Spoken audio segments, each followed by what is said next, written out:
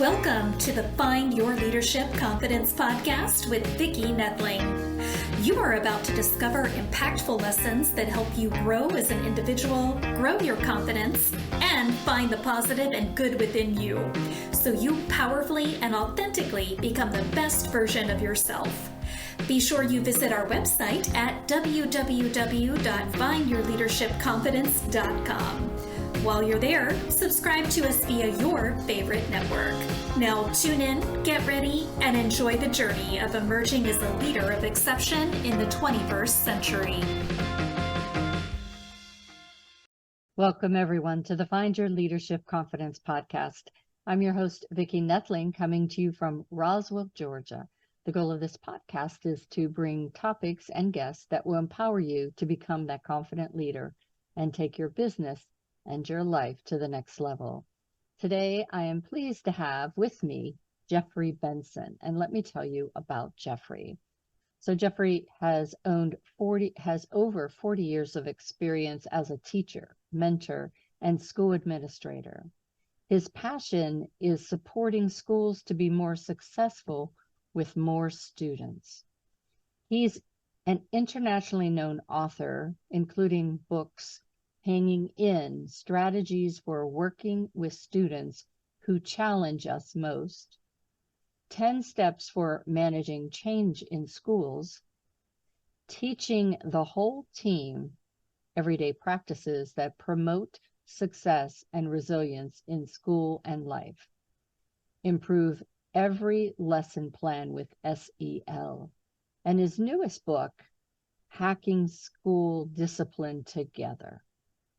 Jeffrey leads school change initiatives, facilitating interdisciplinary teams that convert long-standing dilemmas into cutting-edge growth and community building, and creating more inclusive schools and classroom cultures. He is a member of the ASCD faculty, is frequently published in education journals, and speaks at conferences on such topics as working with challenging students, integrating SEL into everyday practices, restorative practices, decision-making skills, and the science of learning and teaching. I thought we should speak today about best strategies for working with challenging students. As those of you know, I teach public speaking and leadership to the youth, middle school and high school. And I have to say, I have had some of those challenging students. And my husband was a teacher for over 40 years, and I have the stories from those challenging students. So Absolutely. It is definitely a topic that I think should be very interesting today. Please join me in welcoming Jeffrey Benson. Nice to be here, Vicki. Thanks for having me. All right. We always start with an easy question, and that question is, what part of the country do you call home? Where do you live? I live about 20 yards from the border of Boston. I'm in a town called Brookline, which is right next to Boston. For those of you who know, and this will matter, I am a 20-minute walk to Fenway Park. my I guess he's my nephew-in-law favorite ballpark. Wonderful place. Yeah. So let's just kind of get into it. And again, give just a little bit. I gave your biography, but just give a little bit of your backstory of what really brought this passion on for what you're doing today. Thanks. I've spent a lot of my career working with students and schools and programs with students who have been traumatized, abused, exploited, neglected. They were kids who were doing drugs. They were kids who were gay or trans before we were even allowed to sort of understand what that was about. Kids who just didn't fit into the commerce of schools and who needed something a little more, a little different, a little clearer about how to be successful. There's a line coming out of that field that what's necessary for some kids to be successful is probably good for all kids. And that's what we've discovered. And, one of my jokes is that I've become mainstreamed. And I now I work in public schools as well as private schools and religious schools, helping them be more successful with more students. Historically, schools have never been successful with every student. We've never had schools that let all kids come to mastery. We're doing better than we've ever done, but there's still that gap. So my career's been trying to close the gap so that more kids, in a very tangible way, more kids get to a high school diploma. I would like them to also be happy about about learning and look forward to the life ahead, but minimally that we got to get them to a high school diploma. Yeah. And one of the things, as I said, having my husband been in teaching for a long time, and when he started teaching in the 70s, he had administrative assistants that helped the teachers with all of the administrative stuff, which they didn't have near as much of the stuff that we have today. And he could really focus on that, helping the students and having that time with the students. And I know today that's not the case. And the teachers have so many hats that they wear that really, when there is somebody that is falling through the cracks, even if you see that, you tend to not have the time. And I think that's why you and I do what we do, to try to supplement for the teachers. Right. It's true. We usually say that if you have one student who's challenging, well, that's okay. That kid's going to teach you how to be a better teacher. They're challenging because we don't know how to help them. Yeah. When you have multiple students and you don't have administrative support and you're just kind of swimming as fast as you can to stay in place as a teacher, truly very hard. So one of the things we talk a lot about then is how much can you put into prevention? How much can you build into the structure, rituals, processes of your classroom to make it less likely that kids will be anxious and act out, where they walk into your room and they're like, oh, this is the good place to be. Used to have a line in my school when I was a principal. We wanted the school to be more attractive than the streets. And as a teacher, I wanted my classroom to be more attractive than the hallway, which is hard competition. But the notion of it's a safe, the term we use is, how do I make a safe and brave classroom for students? So they want to be there. It does not mean that we will eliminate all difficult behaviors, that kids will still say things and do things that keep us up at night, only that we reduce the likelihood of that and the persistence of it. Yeah. Yeah. I've only had, in the 12 years that I've been working with the kids, I've only had one instance where it just, nothing worked. And it was that you do keep up at night thinking, what could I have done differently? Right. It's why also everyone needs to have a mentor, a coach, somebody to talk with, so we can sleep a little better at night. There's also another part too. So my first book is called Hanging In, which are stories of working with challenging students. It's 13 chapters. Each chapter is about a kid. And how do we make sense of doing it? But after I wrote that book, I realized I needed a follow-up. So there's a short follow-up article, which is called When Not to Hang In. There's also a time when schools need to say, we're not the right program. And we needed a checklist, a rubric. Have we done everything we could? And if we have, then it's time to say, you know what? There have been enough kids who have been hurt by not being given special services, as have been kids who have been excluded into the corners of the community because of their needs. I don't think teachers should be left to just make sense of a situation that is untenable for the kid, as well as for the peers in the class. Exactly, the impact. And just to kind of, to the rest of the audience that maybe not have kids or not involved with teaching or whatnot, from a business perspective, what we're talking about is applicable too, because we have challenging clients, we have challenging coworkers. And, when do you give up that employee that just you've done everything you could, you've gone through that checklist, and there's just, this isn't the right place for them, this isn't the right seat for them, Right. and should they move seats, or should they leave entirely, and do it in a way that has them maintain their respect and their self-confidence, self-esteem.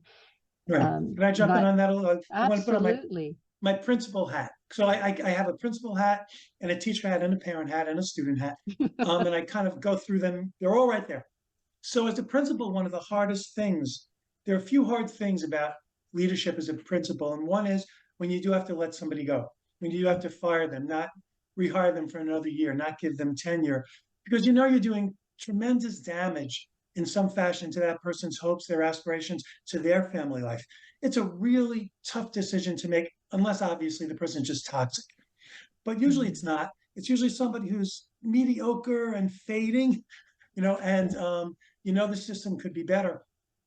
But one of the things I've learned through the years, and I'm thinking this probably applies outside of schools, although I will say after now almost 50 years, almost all my stories are in schools, is that almost every time the coworkers of that teacher said to me that was the right thing to do, that they did not want to have someone who was that unmotivated and that corrosive to the teaching environment. And I'm the only person who has the power to make that move.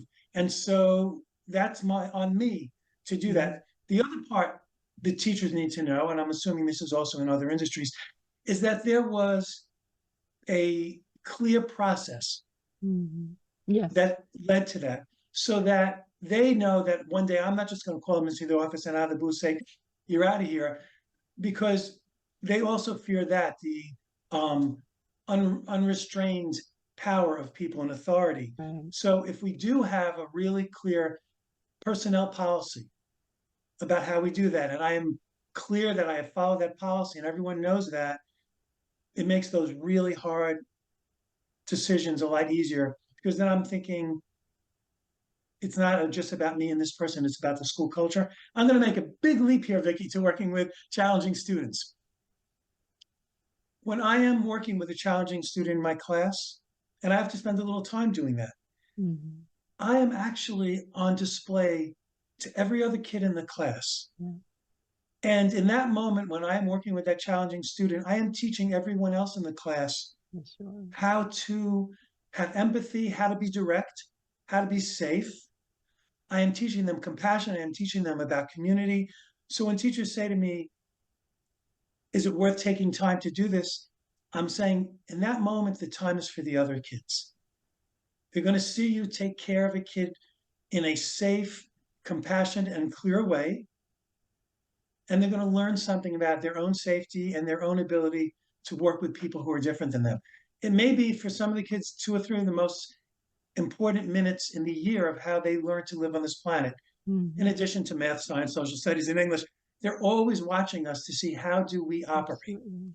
Absolutely. And so as a leader of an organization, all the other employees are saying, how are you dealing with this person? Because I want to be dealt with dignity. Yeah, absolutely. Good news, good advice. So talk about the SEL and how that supports learning. And for those that may not understand SEL, explain what that is too. Okay, so it's a social emotional learning. It's a set of skills that are always and have always been needed to actually be successful in schools. One of my friends and mentors, I have one superpower, which is meeting mentors and holding on to them dearly until they become my friends. John Diori, when he would start his school year he was a principal too, with the staff, he'd say, "How do you want your students to change and grow with you this year? Not just learn the math, learn the English, but as people." And everybody had something they wanted to say. They wanted their kids to be more confident. They wanted their kids to help each other. They wanted their kids to know how to ask for help. We've always had an implicit SEL curriculum in schools. If I had heard when my kids were young and in schools that their teachers did not expect my students to say, my kids to say please and thank you, and let my kids be rude, I would think that teacher was doing a disservice and was not a good teacher, even though there's nothing in the job description that It says they says should that. teach kids to be polite. We've always had an implicit SEL curriculum. So the way of working it so it's not another curriculum, because we can't ask teachers to have yet one more curriculum or say, I've checked off the 15 minutes this week of doing SEL. How do we integrate it into the life of the classroom? So I'll give you a bunch of examples, but I'll talk about my own practice. Having identified what was important to me, and maybe it was just even not a conscious decision, just when I stepped back and I thought about, what do kids hear from me all the time? And they would hear two things in various ways every day in some fashion. They would hear from me, you have beautiful brains and all your brains are unique and different. And what you think and what you come up with is always amazing, even if it's not what anyone else has come up with. And part of being in this class is to honor that all of us have these beautiful brains that are just built for learning, but all differently. And so my kids would hear all the time that I would say, oh, so Vicki, what's going on in that beautiful brain of yours right now? Tell me more about that. So that was one thing they heard all the time. Something else they heard all the time was, how is your behavior helping this class be a learning community? So kids who came into my class and by the end of the year, yeah, Mr. B just cares about, like, did we help the classroom learn? So it was like, no, you just can't do this for yourself. We learn as a group. Yeah. Yeah. I wanted my students to hear all those things as much as they heard, don't forget to put your name on top of the paper, don't forget the date. So imagine for the teachers out there, administrators, or even people working in industry, how often do your people you work with, your students, I'll say that, hear that message explicitly from you? Well, you can build that in. You can say they're going to hear that at this part of the lesson. As they're going to sit and work with their peers, I'm going to say, don't forget, we learn together. So as you sit down with your peers and as you're working together, make sure everyone around your table has their materials. That's what we do in this classroom. So they're going to do the lesson better. I've alerted them to what makes them learn better. So that's one whole part, that you just keep saying it. And by saying it, it's also a prompt to me to praise it. Yeah. So I can say, hey, Vicki, I noticed that you're really helping the other kids at your table. You're doing a great job. Or instead of telling you what not to do, it's always better to tell kids what to do. So I say, hey, Vicki, remember right now, we're helping everyone at our tables get their stuff together. So the prompts becomes an option for praise. Periodically, I might have to say, hey, everyone, let's remember what it looks like to help each other. So I might take 30 seconds and go through that.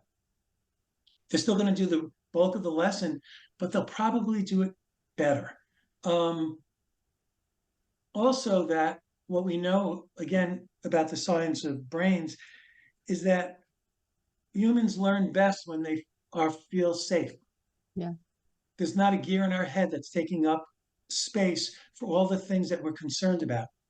So the degree that kids know that they're going to be treated with dignity and respect, that what they're thinking matters, that everyone in the class is there together to learn, and that the teacher will hold that accountability to the group. They come into Mr. Benson's room feeling like this is a place where I can think, where I can take risks, where it's not just, what's the right answer, Vicki? What's the right answer?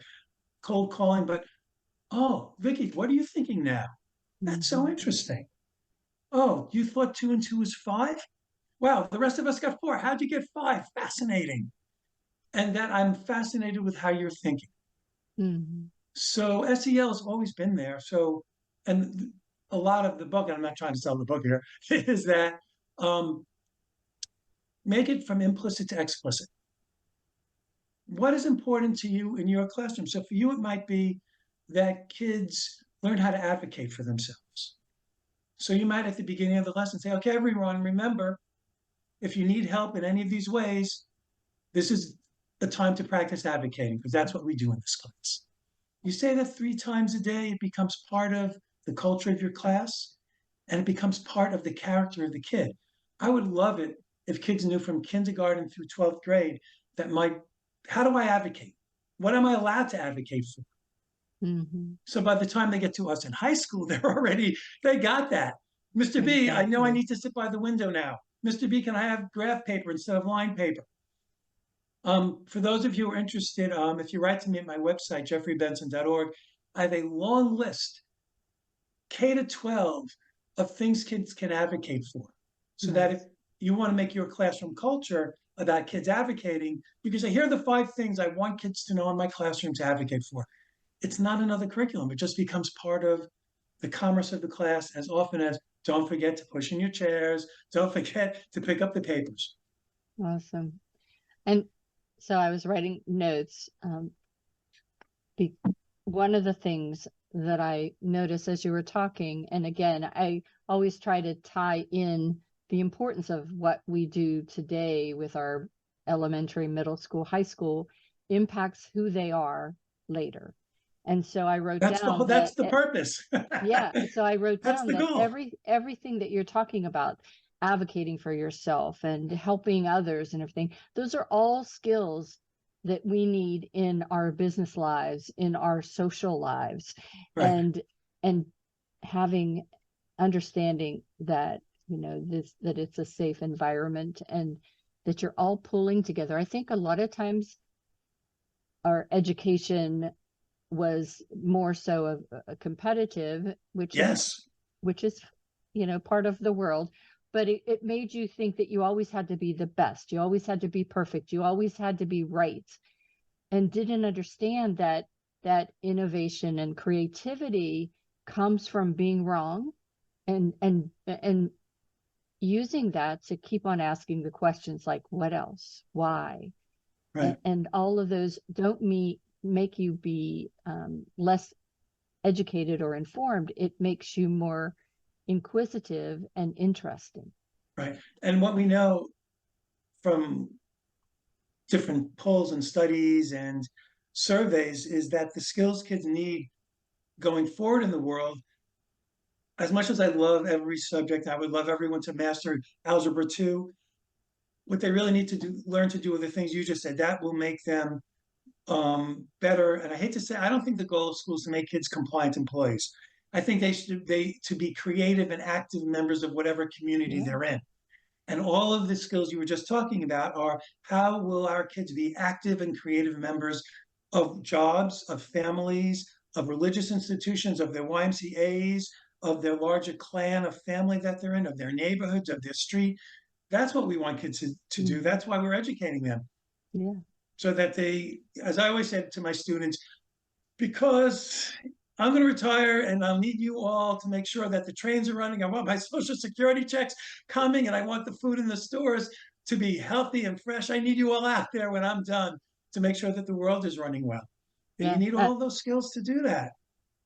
So 2 thoughts on that. One, I retired as a project manager, and as a project manager, we need that creativity, that innovation, all the skills that we talked about so far today Yeah. make you a strong leader of a project. But oftentimes you find people that get stuck because they were taught that this is how you do things. And so when I ask you to go outside, color outside of the box, outside of the lines, it's difficult because it's not what you were taught. Um, So I'd love to speak to that. yes, May I? please, Okay, please. I'm figuring that was my prompt. Mm-hmm. So one of the things we do poorly in school reform is, and you know, we drown in reforms in schools because, and I understand that we like mastery and we know everyone's not a mastery, so we're constantly throwing things in and we don't follow through on them. And veteran teachers are like, I've seen them come and go. Is we also, in that moment, like you were saying, go and do something outside the lines. What we're saying to staff is, you're going to feel incompetent. Who wants to feel incompetent? I have this set of skills that gets me through, and you're telling me to get rid of those? Teaching's hard enough. So one of the things, and this is part of, now I'm going to do a little promo briefly for my new book, Hacking School Discipline Together, because it's how do we do this? How do we get a whole school, a whole set of employees on board with something? And one of the first things we need to do is say to people, here's the timeline for rolling this out. You will not need to be super competent on day one. That's Here's right. where you will have training. Here's where you will have input into the unfolding of this. Here's where the support systems, so that a year from now, this is where we want to be. Here's the path we're going to take. We don't do that enough in industry. We don't do it enough with teachers to say, we will support you on this path to go from where we are to where we want to be, because the vision is a good one. But what we haven't told you is the path. And a lot of times, and I'm assuming this is not just in schools, but again, I'll come back to schools. When school leaders want to make a change, they do research, they think about it, they talk to other principals, they go online, they read stuff. And then over a course of 3 months, maybe 4 months, a summer, they're pondering and thinking and organizing. And then they present it to adult professionals, the staff, as a fait accompli, it's done. Those adults need that time too, to ponder and think through, and to go through some of the path the leader went through to say, got it, that makes sense. Exactly. And if we don't give them that time and honor their own learning, then they're going to be resistant, because we're going to make them incompetent. They haven't bought in. It's coming an edict from up high. And they're like, hey, I'm pretty good at what I'm doing now. Right. You're not, I have no guarantee that this is going to make me better. And when do I need to be better? Yeah. And, so and timelines. the students need that too. Like when you change things, you don't give a person, let's just say, the first time you play a game, Monopoly for anything, you don't just say, here, the object is you get, you win a win. Right. And then you don't give them anything else. And I always tell whenever I talk about teach leadership that you can't expect someone to be a chapter 20 without going through 1 through 19. Right. And to honor, and this is where I think educators can be supportive of people in industry in this way, to understand, how do brains learn? How do we go from not knowing to knowing? How do we reach competency?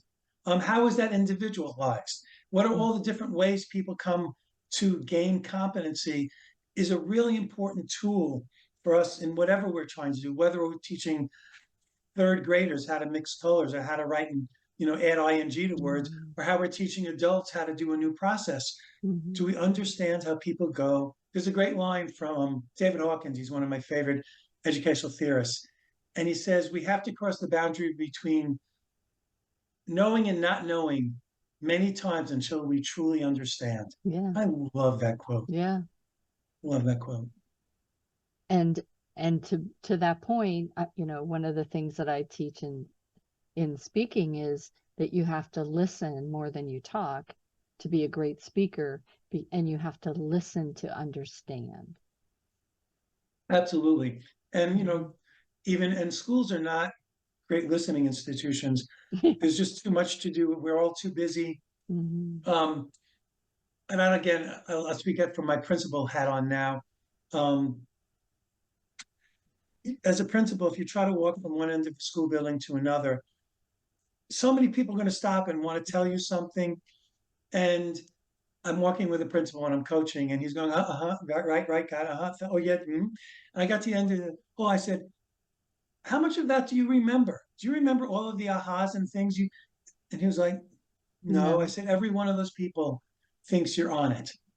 So what I learned to do was to say to people, I actually can't listen to you now. Or I have to get to room 109. You want to walk down the hall with me? You can have 15 seconds and 40% of my brain. And if in that time that I can help you, great. If not, make an appointment with me and you'll get my full attention. Yeah. Because I don't want to fake listening. Everyone knows when you're faking it. Yeah. Yeah. And back to, challenging students, some of the kids that I work with, as I said, are challenging. And the thing that impressed me so much whenever I first started teaching public speaking to them was that I have them do just their first speeches just to talk about themselves for 4 minutes. And after that, then I give them feedback on how they did, how did I make me feel, what did I see, what did I hear? And truly the impact came when the realization was that for these kids, that was the first time ever that anyone listened to them well enough to feedback on what they said and truly understand what they were saying and be Yeah. moved by what they were saying. And I think, that's a lesson for parents and everyone, is that to be able to read the room, if you will, to see when is this time where you can't just shove off and, as you say, give 40% of your brain, that there needs to be those times when you give your full and everything. And it is hard. So I want to connect that to the restorative discipline part. And there's an article on my website. We went through my website, Guru and I, and we found all of my articles. Some of them had kind of the websites they were on were dead. So we had to find versions of them. So you can read them all on my website now. Perfect. You don't have to go hunt. So you go to my website. So there's an article called, I think, The Prevention Interview. And it's part of restorative discipline, which is, so I have a kid who needs to stay in, miss recess, miss lunch, stay with me, stay after school, whatever.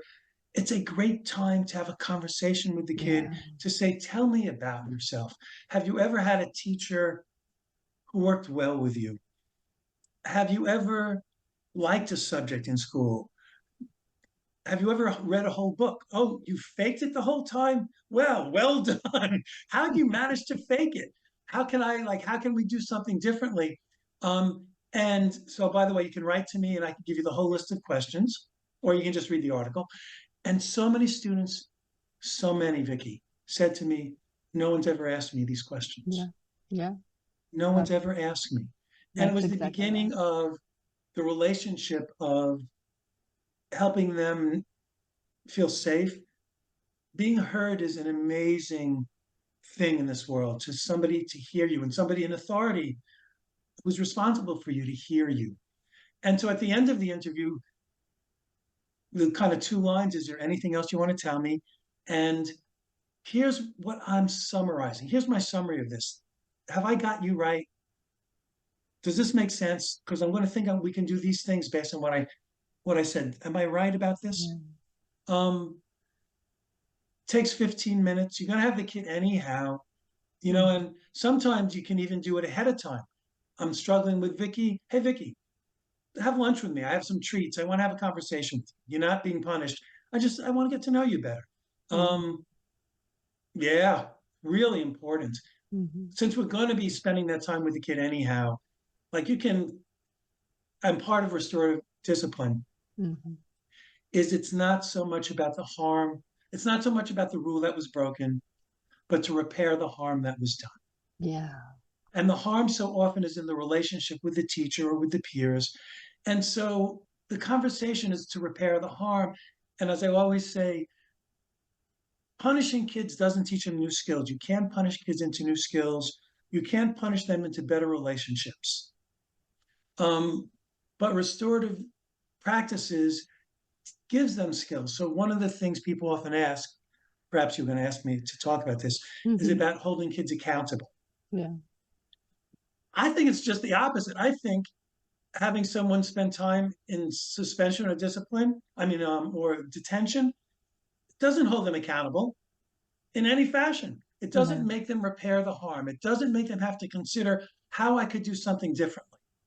No new skills, no new connections, no going back and repairing the harm, and in repairing the harm, helping the kid be made whole again. There's a story in the new book about a student of mine who was getting in trouble a lot, and he would say, I don't care, I don't care, I don't care. And sometimes when somebody else wanted to have him for detention or discipline, I would say, can you spend time in my room? And he would come to my room and he would ask me if he could clean the room and straighten the shelves and sweep the floor. He just wanted to be made whole. He wanted to even the score. And until he could even the score and sort of have his giving back be equal to his transgressions, he wasn't whole. He was always down. So restorative discipline is holding kids accountable in a way that punishment never has. We punish kids into dropping out. We punish kids into lacking a connection to the school, to the curriculum, to the community. Restorative discipline pulls them in and says, you are still a member of this community. You can be a better part of this community. So why is think time one of your non-negotiables for equity and inclusion in every class for every age? One of my favorite questions. Thank you so much for asking that. So, oh God, how can I? There's so much. Let me start here. So imagine Vicki and I are in first grade together, and the teacher says, "Who can tell me what we did?" And before the teacher finishes their question, Vicki and four other kids have their hands up. This is classic in schools. Yes. I don't know how she does it. The teacher hasn't finished their question. And Vicki not only is imagining what the question's going to be, but simultaneously has an answer in her head. Magic, superpower. And so the teacher calls on Vicki or one of those other kids, and they are the smart ones, right? Haha. Well, it turns out Vicki has a discrete skill, auditory processing skills. She can hear the syntax of a sentence, perhaps culturally aligned with the teacher, and can kind of suss out where that's going. She also has good spontaneous language development. We think about teaching public speaking. Yeah. So that, and she also knows that she can come up with the words in the moment to explain herself. Now, me, I need to hear someone finish their sentence. And then I need a moment to say, Hmm. and then to think, do I have something that I want in this public forum Yes. to say my answer? And I don't get a chance to do that because it's too late. So by 1,000 times a year, this happens. Yeah.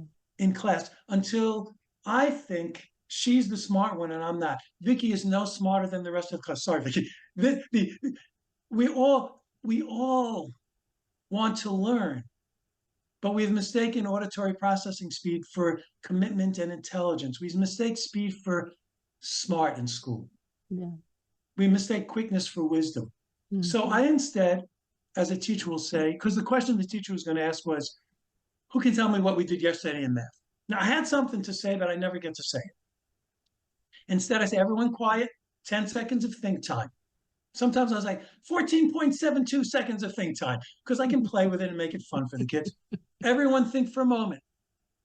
What's one thing that happened in math yesterday? Collectively, we will put back, because all of you, all of those beautiful brains can help us remember what happens in class.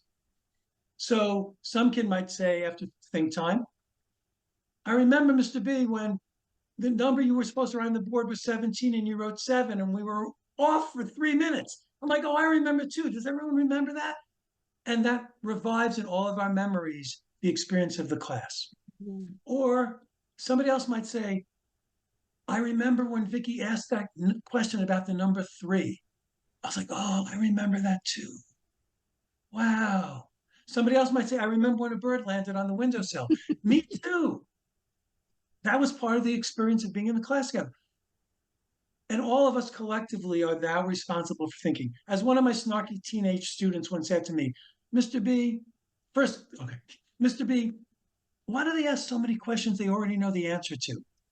And my corollary to that is, why do we think because one person answers the question that anyone else has done the thinking that requires them to learn and grow their brains? Mm-hmm. And that's the problem with no think time. We basically are saying, if you can't answer fast, you're not part of this commerce of the class. Yeah. And when I do workshops all over the country, and oftentimes when I start setting up a safe and brave place for adult learning, I'll say to the teachers, and I've done this with thousands of teachers, Vicki, how many of you like to speak up in large groups? 10% of the teachers raise their hands. And I say, therefore, we should not judge or assess, evaluate, or damn kids who don't speak up in class. That's exactly right. And so how do we make a safe and brave class? Think time is essential. And then I might even say, before you want to risk to your class, and now turn and learn with your partner. 10 seconds each. Tell each other what you were thinking. Brains are buzzing, everyone's talking. So in 30 seconds, everyone's had think time. Everyone's gotten to hear somebody else's idea and have their idea heard. 30 seconds and everyone has participated. Whereas if I said, who can tell me the answer I'm thinking of, because 90% of the questions we ask in school are guess what the teacher's thinking, 5 kids will. Yeah. and only maybe one kid will talk. And everyone else will learn to do what I learned now that we've done this 1,000 times. I just hitchhike. I Yeah. wait, and I'm not part of it. Yeah. So think time is essential to saying all brains belong in this class and everybody belongs in this class. Otherwise, we're replicating an inequity based on a weird thing, which is auditory processing speed, which Yeah. then plays into people's sense of I'm not smart. Yeah. What a horrible thing to do to 5 and 6 year olds. Hmm.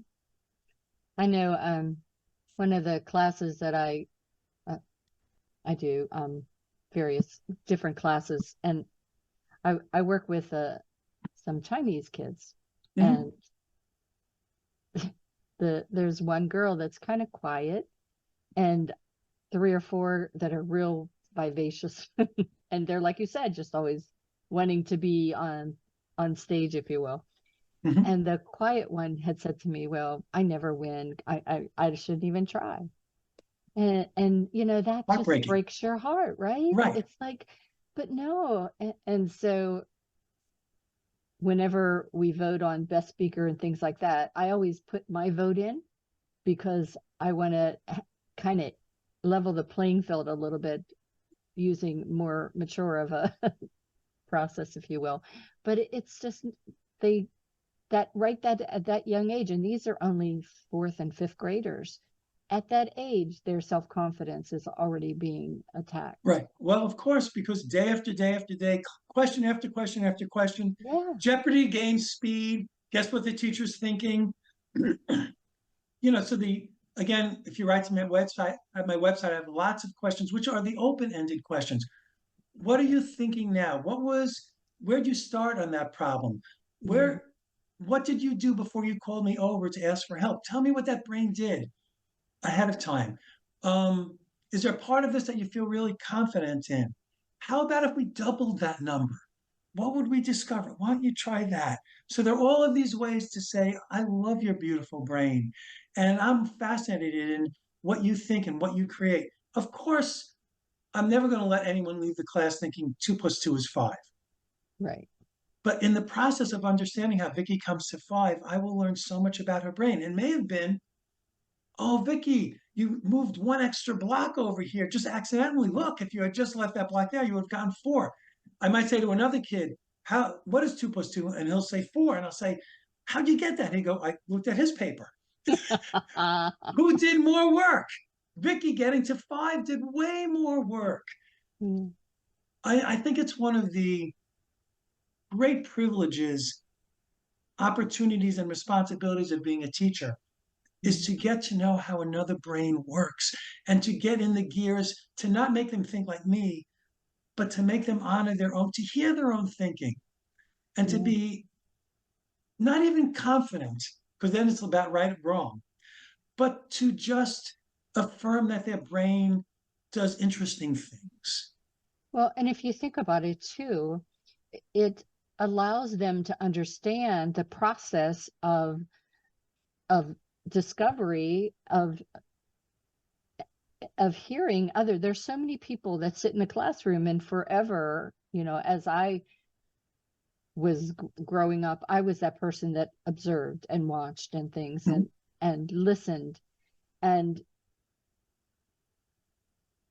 I would be sitting back there thinking, oh, well, that's the answer I got, but I was not brave enough to raise my hand. But I love the fact that you are giving all of these different avenues so that the kids understand, just like I always say, we all, our brains are GPS, and we all can get to a different outcome or the same outcome, different paths. And the way that you use your think time and those open-ended questions are proving that our brains do work in different ways, but they still can come up with the answer that we need. Right. And to circle back to an earlier question, so how do we do all this without making another curriculum? It's in all of those ways. Yeah. It's so how do we make kids want to come into our classrooms? Yeah. It's in all of those ways. So is it another curriculum? No, it's about how we manage the given curriculum. Now, I wish the given curriculum was a lot more flexible, but if we're stuck with one, no one tells us how to talk to kids in our classes. Yeah. No one tells us what questions we have to ask. No one tells us how fast kids have to answer questions. We get to do all of that. We get to tell them over and over again how wonderful their brains are. Yeah. It's like I said, I wish, like, I live on a very lovely street with lots of little kids on it. And luckily I know a lot of them because I know their parents, and I get to sit with them while they're looking at a flower and just say, what are you noticing? Tell me Yeah. about that flower. I wish I could do that with every kid, but as a teacher, I actually am paid to do that. Wow. Fascinating. So one of my last questions before we go to the slide is, why is it, or what is so important about having those opening and closing ritual in your classrooms? I agree that that's very important. So it's part of safe and brave classrooms. It's part of having rituals, because rituals and procedures make for some level of predictability. And that's really helpful for kids. One of my favorite opening parts. So I think kids, the first thing they do in class should be something in which they feel competent. Mm-hmm. There's a line that you can't feel confidence until you feel some of your competence. Mm-hmm. So one of my first things that a lot of teachers do now. So there's a question on the board for kids to come in, which I've always been a proponent of because I don't like herding cats. I like kids to know, but have 4 or 5 questions on the board. Yeah. Because each kid can look and find where their brain wants to go. And I've done that for years and years. And kids always gravitated to a question, because the questions are all kind of different, sparkly in their own way, that sparkled for them. Kids don't want to be bored. And so I could go up and say, hey, how come you picked that question? I love that. Or Vicki, I was thinking of you when I wrote that question.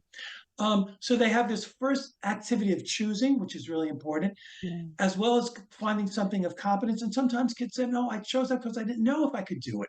Wow, cool. And then kind of a settling in. All right, then we're kind of ready. Okay, everyone's brains are here. We're kind of all in this together again. Hey, welcome back. Closing rituals. One of the silliest things we do in schools, especially middle school and high schools with their bells, it's like we're writing on the board and the bell rings. We say, don't forget page 34 homework, every other question plus the essay questions at the bottom. Don't forget kids' brains are gone by then. Yeah. They've been hijacked by the bell, by the people moving, by everything they have to do. So in a lot of schools I work in, and individual teachers can do this if the school doesn't bless it, is seemingly you stop a lesson with 2 or 3 minutes left, but the lesson continues to secure the lesson. So I might say, okay, stop, let's be quiet for 10 seconds. We did a lot of good work. What do you remember most about the lesson today? What's kind of sticking in your head? Think time, 10 seconds. Turn and talk to your partner. What do each of you remember? What seems most important? So your brains go through, the lesson's not done. What your brain gets to do is go through it again, which what we know about how human brains work is you have to revisit to secure a neural network. So let's do that for a minute. Think with each other. And let's go around the room. Tell me what your partner said they remembered. A really high social emotional learning skill. Not what you said, because that meant I had to listen and I had to honor and I had to summarize in some fashion what they said. Or I might say, in what ways was what your partner and you remembered the same and what was different? I might say, with your partner, do you both agree what homework is? Because that's really important to make sure you both agree what homework is. All right, in the next minute, together start the homework. Because what we know, and there's some good research on this, is if kids start homework in class, they're much more likely to be successful at home, to get some traction on the task. Yeah. Because if you just face the blank paper at home, awfully scary. And the last one, this is one of my favorite ones for middle school teachers and students. But I want to say closing rituals, let me jump in and say, every teacher I know who has done a closing ritual says they like the end of class better. Yeah. Everyone's calmer. They feel like the kids have secured the lesson. They weren't teaching to the bell because the last few things you say before the bell are gone. They actually get to secure the deeper learning of the lesson. Middle school students in particular, whose as much as I love them, their executive functioning skills are something like raccoons at this point Yeah. in their development. I'll say, make a plan with your partner to get to the next class on time. Oh, Vicki, you think you're going to go to the water fountain and your locker and see your older sister down the hall and get to next class on time? I'm not betting you're going to get there. Let's make a bet. And you're like, okay, maybe that's not going to work. And so we make it a fun activity.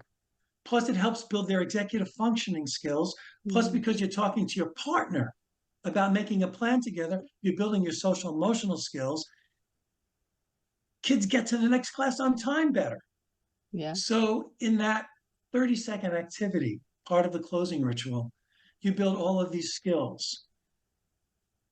It's the best thing to do, closing rituals. I used to think it was all about opening rituals, come into the culture. I think closing rituals may even be slightly more important. As one of my colleagues said to me, it's securing the experience of having been together Right. in the class. I was like, wow, I love that phrase. So good. Such great information being shared. If you all enjoyed as much as I have conversation we've had with Jeffrey, you'll want to capture the screenshot that I'm going to be giving you in a moment. If you're just listening, you know the drill. You can go and get this information on my YouTube channel. Please subscribe, or my Find Your Leadership Confidence website, findyourleadershipconfidence.com. But if you are watching right now, you can grab a screenshot of the contact information for Jeffrey, all of his website and social media. So that website, I gave you plenty of time to go get that paper and pencil, y'all. All right, that website is https://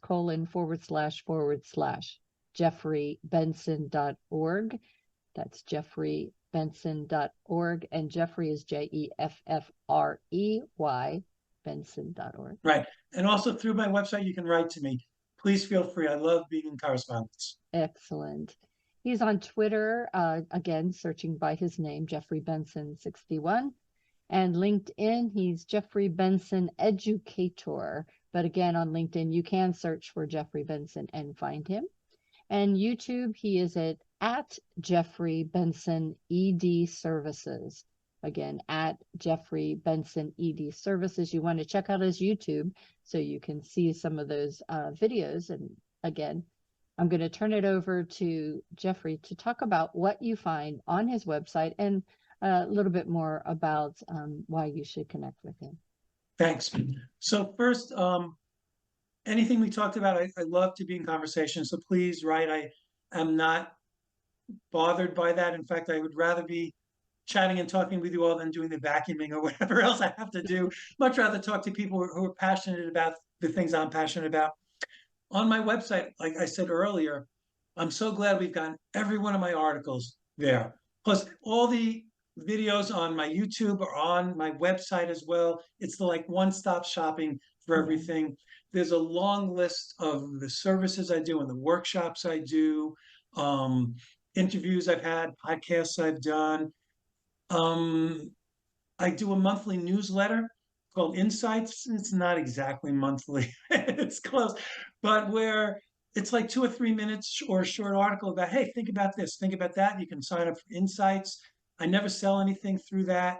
I'm excited about the new book coming out, Hacking School Discipline Together, because it gave me a chance to say, how do I take my leadership understanding of an organization and my understanding of child development and my understanding of discipline and my understanding of teacher and administrator relationships, and how do we put that all together to say, you can, and with a timeline for change, how do we go from punishing students in 1 year as a school culture to having restorative practices? So, and that's coming out early 2024, sometime before the spring, hopefully. So take a look for that. Awesome. Well, Jeffrey, as I said, this has been a wonderful conversation. We went a little long, but I thought everything that we talked about needed to be talked about. So I'm so glad. Definitely would love to have you back in March when your book comes out so we can talk more about that book. And definitely want to connect with you so we'll see what else we might do together. But it's been just wonderful. Great time for me too. Thank you so much. And as always, I remind everyone that life is a journey, and it's up to you to enjoy the ride. This is Vicki Noethling, signing off. Thank you for tuning into the Find Your Leadership Confidence podcast with Vicki Noethling, where we share impactful lessons that help you grow as an individual, grow your confidence, and find the positive and good within you so you powerfully and authentically become the best version of yourself. Remember to visit our website at www.findyourleadershipconfidence.com and enjoy even more great episodes like this one. Again, while you're here, subscribe to us via your favorite network. We look forward to seeing you next time on the Find Your Leadership Confidence podcast.